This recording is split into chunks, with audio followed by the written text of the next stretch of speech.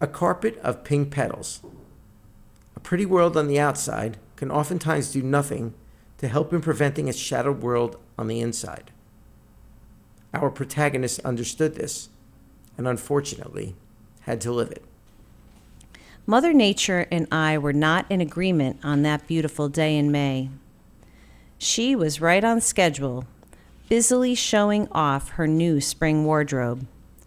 I was still trying to get over the chill of the cold darkness that had followed me around for endless months. A light breeze gently coaxed delicate pink blossoms, stubbornly clinging to the branches of dogwoods to fall to the ground.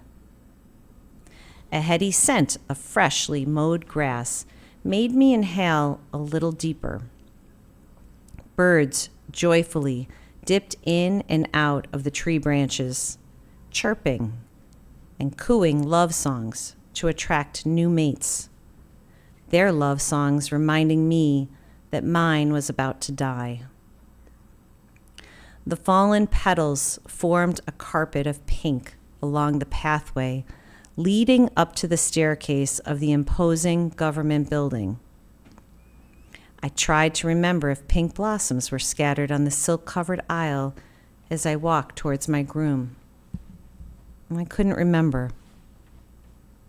I reached into my purse, pulling out the papers I had received the week before, instructing me to appear in courtroom A promptly at 1 p.m.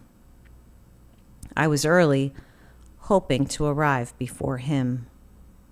My black high-heeled shoes clicked audibly as I walked down the hallway towards courtroom A. I stopped short, my heart skipping several beats, when I saw him sitting on a bench. A slight smile of recognition touching the corners of his mouth.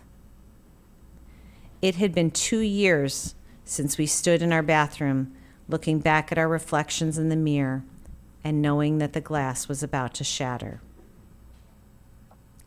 He stood up wordlessly, taking my hand as the door to courtroom A opened. A uniformed guard motioned us to follow him towards the front of the room. Each of our attorneys was already seated at opposite tables, busily shuffling papers. My attorney left his seat to meet me and escort me back to the table marked plaintiff. "Please remain standing," my attorney reminded me, "until the judge is seated at the bench." As I draw an imaginary blanket over my head, I blocked out the legal mumble-jumble, looking up only when the judge addressed me directly. "Do you agree with and understand everything that has been stated?" I answered in the positive, nodding my head and waiting for this mess to just end. The judge pounded his gavel heavily against a wood block, the loud thud making me jump. The hearing was over. My marriage was over. We walked together down the courthouse steps. A small tear formed in the corner of his eye as we hugged each other for the last time. I quickly turned my head before he could see my tears. Quickly, I walked down the pink petal pathway towards the parking lot. My hands trembled as I attempted to insert the key into the door lock of my red Toyota. Settling down into the driver's seat, I stared ahead until my hands relaxed. I placed my right foot on the brake pedal. I put the key in the ignition and twisted it to the right. I checked the side mirrors. I checked the back mirrors. I listened to the hum of the idling motor. There was a clear path behind me. I froze. I just froze.